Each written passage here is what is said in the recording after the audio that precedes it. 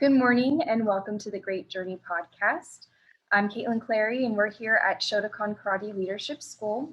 And today we're going to be speaking with Sensei Marty Callahan about a much more somber topic than we usually discuss, but one that's very important nonetheless.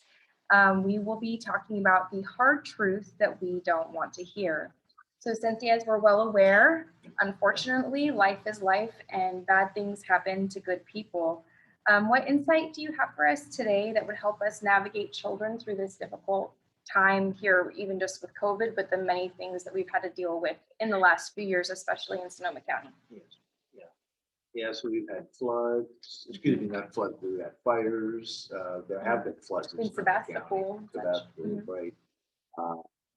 And of course, the pandemic and then the deaths that have come from that.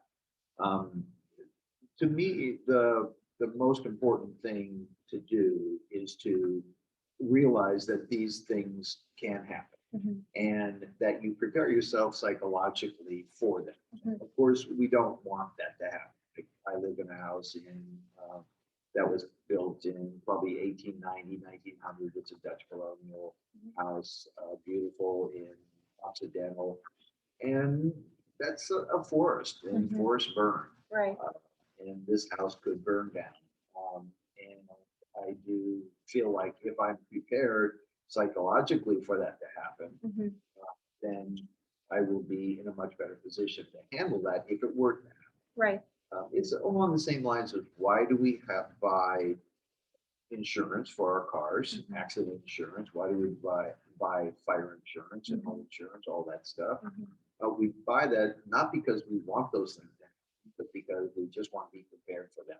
So if you can emotionally prepare yourself for that kind of eventuality, you're in a much better position. Right. And that goes to death too. And there's been a lot of death now in this country. Close to 500,000 people have died in the United States from COVID. And I don't know the exact number here in Sonoma County, but there's been a number. And so a family could lose a grandparent or a loved one, mom, dad, somebody like that. And what do you say to your kids? You know, how do you handle that type of situation? Yeah. And it's not easy. The best thing is to do some kind of preparation for yourself, so you're prepared for these kinds of things happen before they ever happen, and keep your fingers crossed that they never do. Right.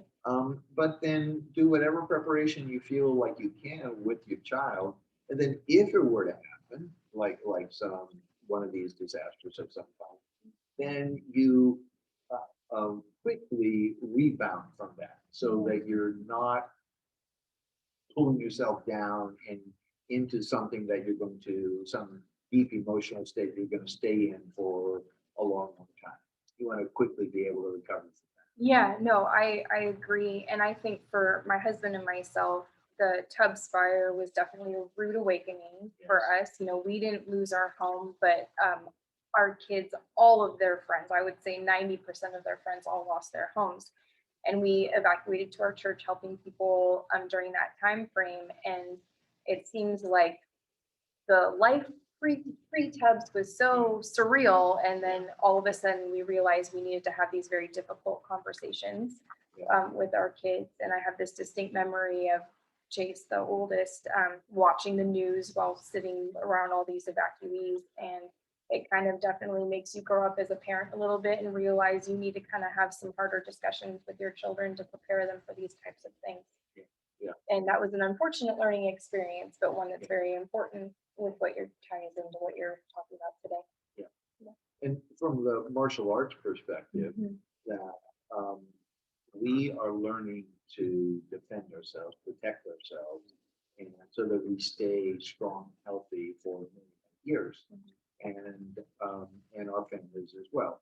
And so the better prepared you are for these things, should they happen, then the quicker you will be able to recover from them and get back to thriving instead of being pulled back.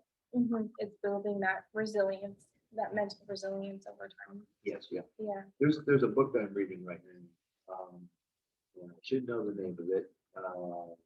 It's actually, it was, I think, didn't we put it in our newsletter this month?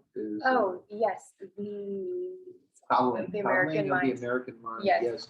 And one of the things that the two authors are referring to is some research that was done by a different individual whose name is in that book. I don't have it with me. Yeah. But he's talking about three different states. The one state is considered a fragile state. This is a state where if something breaks, like a teacup, for example, if the teacup breaks, then it's broken. You're not going to be able to put it back together. And the other is a more of a resilient stage where something like, and he was using examples of teacups and a little plastic cup that you give to a child. So if the child drops it on the floor, which they tend to do, then it's not going to break. It's plastic. Right. But the third concept, which was pretty new to me, I hadn't heard of it before, but it's called anti-fragile. And what that is that you actually, it's a state where you actually need to stress in order to grow and get stronger. And children and human beings are that way. So children need to be stressed because that's how they grow and that's how they get stronger. And that's all of us. Yeah, that reminds me of the metaphor of using the sandpaper. You want to put the sand, life has the friction in the sandpaper, but the outcome of sanding something is a smoother. And there was another quote in that same book, which I highly recommend that people read.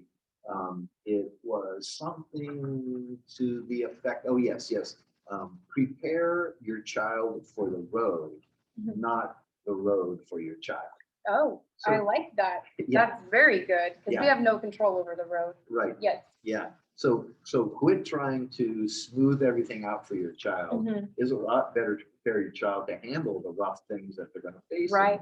Right. That's what's going to make them strong rather than coddling them and trying to do every little thing. Yeah. Yeah. Well, those are really good things to think about. And sometimes we have to have, like today, this is not the happiest conversation of things to discuss, but it's very important. And we all need to know as parents that we're not alone and we can ask each other for assistance and wisdom from others who have been through these things before. And if you ever need help, we're always a phone call away if you want some help in how to navigate some of these waters. So we thank you so much for listening and we will see you next time. Have a great day. Bye-bye.